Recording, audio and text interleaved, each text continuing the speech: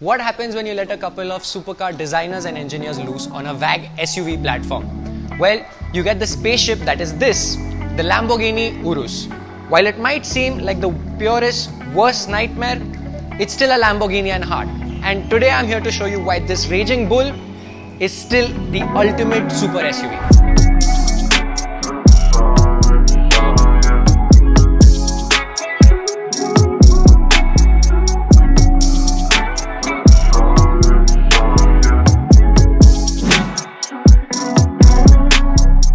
But first, a little history lesson. The Urus was not the first time Lamborghini decided to produce an SUV. In the late 80s, Lamborghini came out with the LM002, a military type SUV that was meant to rival the Humvees back then. The LM002 wasn't well received, of course, since Lamborghini were known for making the Countach and Diablo during the 80s and 90s. The vehicle garnered the nickname the Rambo Lambo. Not only because of its macho styling and go-anywhere capability, but also because it was born out of the need for a military SUV, much like the more famous Hummer H1. Almost a decade before the LM002 entered production, Lamborghini produced an SUV called the Cheetah in an attempt to get a contract from the United States military. It was underpowered and suffered from poor handling, later determined to be because of its rear-mounted engine, in this case, a 190 horsepower Chrysler V8. Understandably, the military wasn't interested. They instead went with the superior Humvee.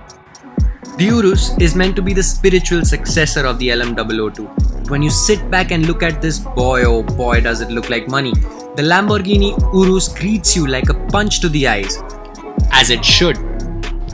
The defining characteristics of a supercar typically include unmistakable presence, monstrous power and outlandish design. The Urus has it all. I love how from the side profile the car still looks like an Asterion concept from a couple of years ago. And if I stand next to it, it kind of looks like I'm standing next to a very sharp house because it's really big.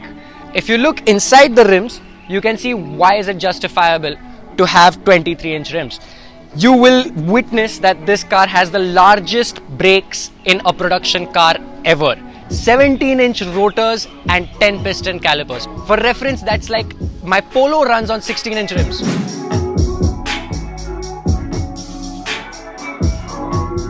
Inside you are treated to a dramatic cabin that is classic Lambo with fighter jet design cues all around.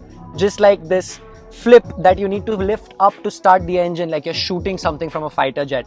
Or this lever that controls the drive mode looks exactly like a throttle from a fighter jet. You get the Strada Sport Corsa Sabbia Terra or Neve, which sounds a lot like Italian, which it is.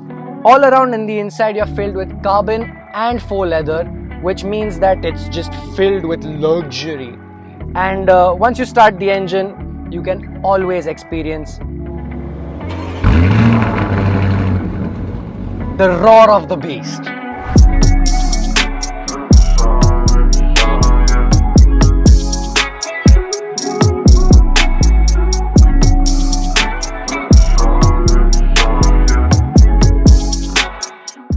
Now when it comes to the mechanicals, the Urus shares most of its internals with Audis and Porsches across the board.